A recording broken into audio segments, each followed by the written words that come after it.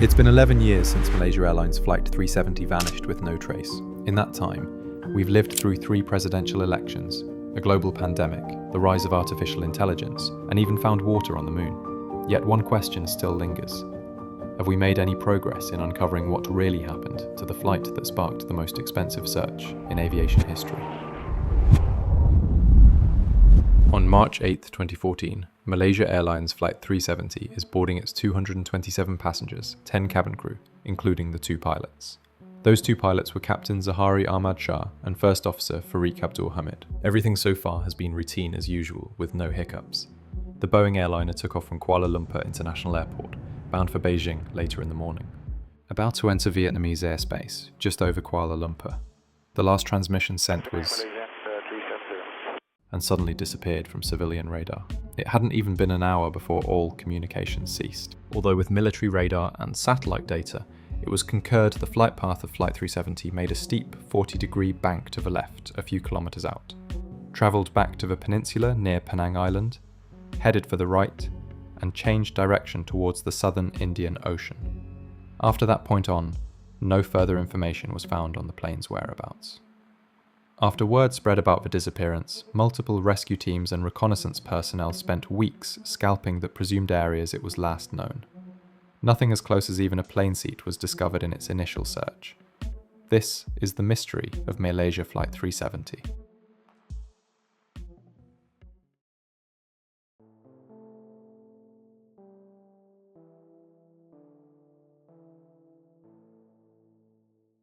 The events after the disappearance lead in the following. 51 days after the initial search, April 28th is the official date the search concluded by the Australian government after Malaysia's request to continue for them. Of May 5th of that year, people including ministers of Malaysia and the People's Republic of both China and Australia decided to commence underwater search of 60,000 square kilometres, led by Australia with support from others leading the incident. The underwater search started in October later that year. It involves ships dragging sonar devices called towfish, going through the water about 330 feet above the seabed to hunt for wreckage. The towfish, which transmit data in real time, are dragged slowly through the water by thick cables up to 10 kilometers long. On January 29, 2015, Malaysia's Department of Civil Aviation officially declares the incident an accident under international aviation law. In the summer of 2015, the first piece of actual debris was recovered on Reunion Island, east of Madagascar. It was the 370's flaperon from the wing. Other pieces of debris have been found subsequently over various parts in the area. Throughout 2016, more debris is being discovered by the shorelines of South Africa and others. Although, the Australian authority leading the search for Flight 370 says there is a, quote, decreasing possibility the missing plane will be found. More than 100,000 square kilometres of seafloor in the southern Indian Ocean has been searched, leaving a remaining search area of just 15,000 square kilometres. In January 17, 2017, the underwater search was suspended after 120,000 kilometres of searching in the Indian Ocean. On January 21, 2018, Malaysia commissioned second underwater searches to be commenced on a no find, no fee basis. You might be familiar with this as the Ocean Infinity team. In June the same year, the 90 days Ocean Infinity searched the ocean floor for any wreckage, led nothing. In the year following, experts and analysts released drifting models and other bits of information to try and pry at any answers on where the flight may have crashed into. The Ministry of Transport Malaysia released the public archive of all reports of Flight 370, where you can access the documents yourself and look at the case, which is pretty cool. More debris was also found and tested for identification related to Flight 370. They were confirmed to be a part of the plane, but no parts ended up having any fire or explosion damage like theorized. In 2020, research slowed due to the pandemic, but some satellite data and other things were revisited for further inspection by independent analysts. In 2021, retired aerospace engineer Richard Godfrey applies a technique called weak signal propagation reporter tracking, combining amateur radio signal drift data with satellite pings. He proposes a final crash site around 33 degrees south, 95 degrees east, within range of the original search zone but not fully covered before. In 2022, CEO of Ocean Infinity, Oliver Plunkett, appeared in the 8th anniversary annual remembrance event for Flight 370 and spoke about plans to resume the search with new technology. They're probably the most modern cutting-edge ships in the entire world, And one of the things we're dealing with is the regulatory framework for a ship that can be driven with no person on board, because it doesn't exist. So we'll need the support from the Australian government to operate too. But it is our On the hope official Ocean Infinity Instagram, you can see their updates and reels of their equipment and technology being utilised for the search, including submarines, large ships, and more. In late 2024, Malaysia and Ocean Infinity finally settled on a $70 million no find, no fee per basis once again if wreckage is found of the plane. This is assisted by their new Armada fleet, which is a series of offshore survey vessels that operate on low carbon emissions with little to no crew. These vessels support large-scale ocean mapping that are remotely operated, which are lower risk, cheaper to operate, and transfers information faster.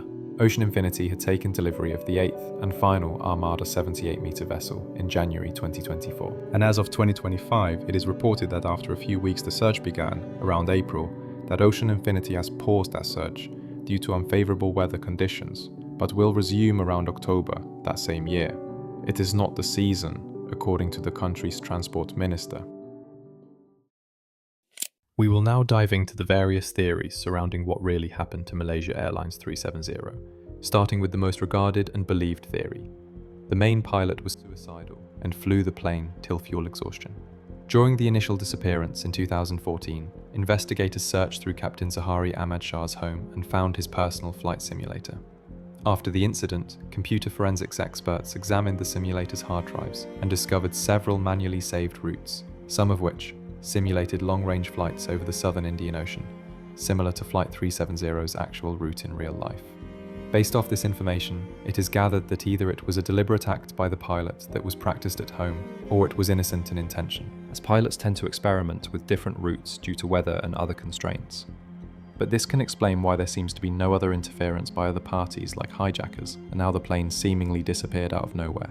Reddit comments also suggest the pilot could have potentially even depressurized the entire cabin, killing all of the passengers on board, but especially with the lack of evidence regarding other ideas like an explosion or a crash landing on an island, this is the most plausible theory and the one that draws the most parallel with information regarding the event. The second most regarded theory is that there was a hijacker.